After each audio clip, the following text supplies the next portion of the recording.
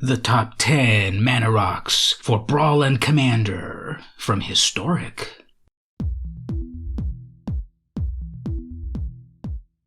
Hey everyone, it's VM Campos, Magic fan. I've got another Commander video for you. Let's talk about my favorite mana rocks that you can find in Historic. That means that these will also fit into your favorite Brawl decks. So first of all, what's a mana rock? Well, it's an artifact that gives you mana. Mana rocks are an important staple of Brawl and Commander because they help you get to your big spells faster than your opponent. If you're only playing one land at a time, you're falling behind. Especially in the early game, you should try to play a mana rock or two every turn so you have more mana versus your opponent. After all, that Colossal Dreadmaw isn't going to summon itself. Let's talk a little theory before we get to the list.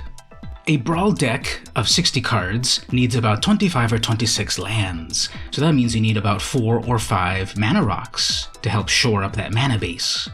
A Commander deck, on the other hand, of 100 cards needs 34 to 36 lands and 4 to 6 mana rocks. Most people don't put enough lands in their Commander or Brawl decks. They want to put all the good stuff, but you need mana to cast the good stuff. Also, easy mode is to simply select the most low-cost mana rocks in your favorite format. Some of those, however, can get pretty expensive. So this list includes a variety of budget options as well as some of the more expensive ones, and it's limited to the Historic card pool, because if you go through the whole history of Magic, you'll find thousands of mana rocks to choose from, which can be pretty overwhelming. Plus, it could also be pretty boring using the same ones over and over. And Commander's supposed to be about creativity and a more casual play. Say it with me, Commander is a casual format. So if you're looking for the absolute most optimized plays, go over there to the cEDH corner. We're playing casual Commander and Brawl over here. With all of that out of the way, let's get to the list. Let's start with an honorable mention and toss all that budget talk out of the window. The Great Henge, a 9 mana artifact that adds 2 mana. The cheapest you might be able to find it is around $40, and this card is pretty OP because it makes your creatures stronger, it draws you cards, it gains you life. No wonder it's so expensive. Alright, number 10, Unstable Obelisk, 3 mana. It gives you 1 colorless mana. Now, you should often try to play cards that do more than one thing. If you simply play a 3 mana rock, just get Manalith, but there are other options, because the Unstable Obelisk later will let you destroy target permanent. So, if you're playing a deck that has a difficulty in dealing with artifacts, Unstable Obelisk will get rid of it. If your opponent's playing a Planeswalker, you don't have Planeswalker removal, Unstable Obelisk will get rid of it. If your opponent is playing an amazing land that is vexing the whole table, Unstable Obelisk will deal with it. Yes, it costs 7 mana and you sacrifice the Obelisk, so in total you paid 10 mana to deal with the threat.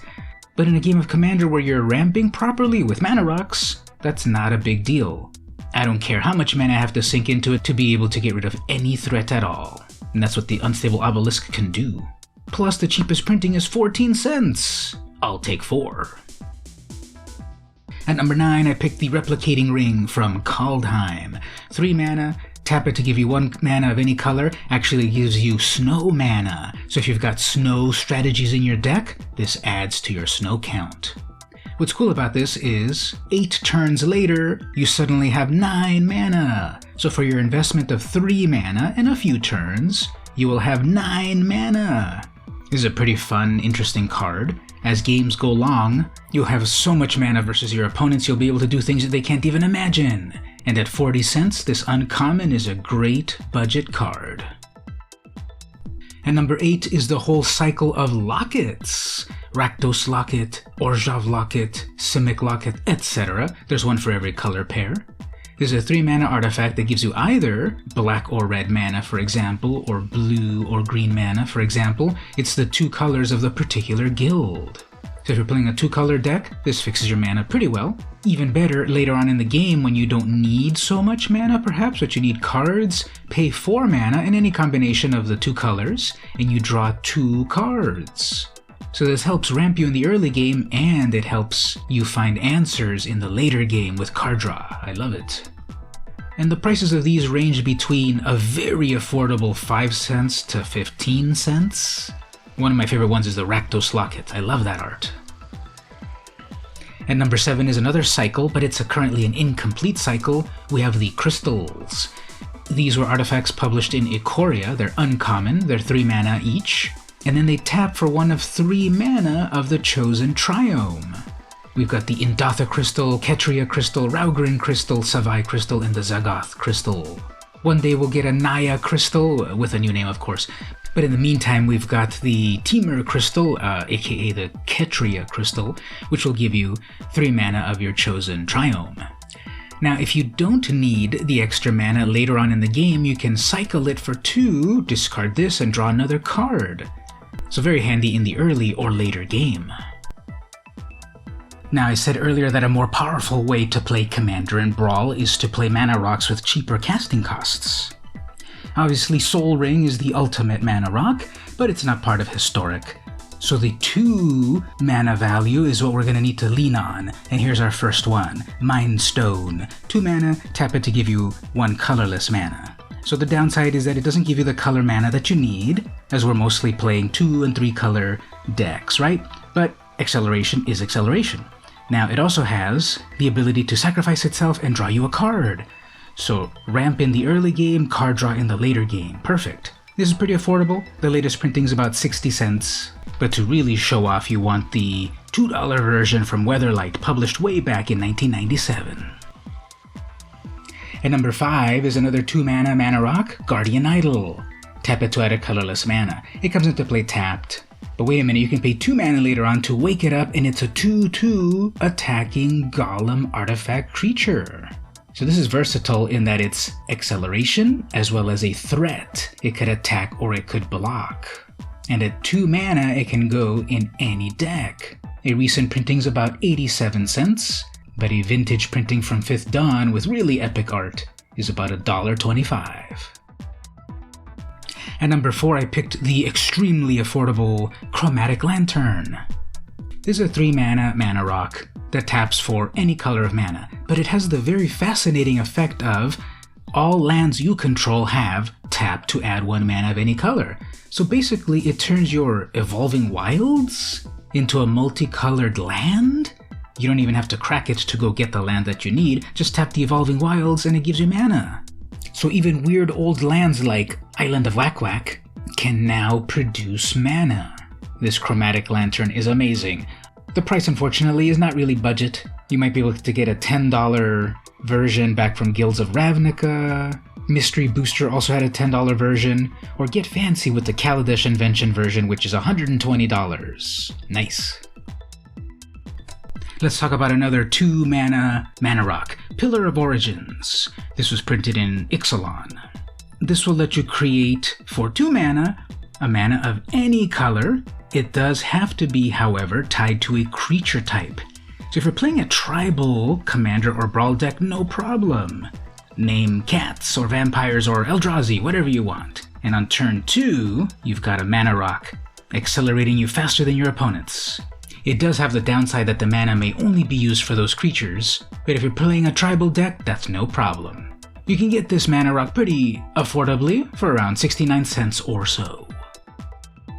Slightly less budget is the number 2 pick of the list, Cold Steel Heart. First published in Cold Snap, the lost set of the Ice Age block, back in 2006. It's been reprinted a few times. You can get it for about $5. It's pretty efficient at 2 mana, and it gives you 1 mana back. It has the downside though that it comes into play tapped and you have to lock it into 1 particular color. That's not too bad. If you play this on curve, you'll be accelerating faster than your opponents. One more honorable mention before we get to number 1, Mox Amber. This is also another not budget card at $30 in the cheapest printing.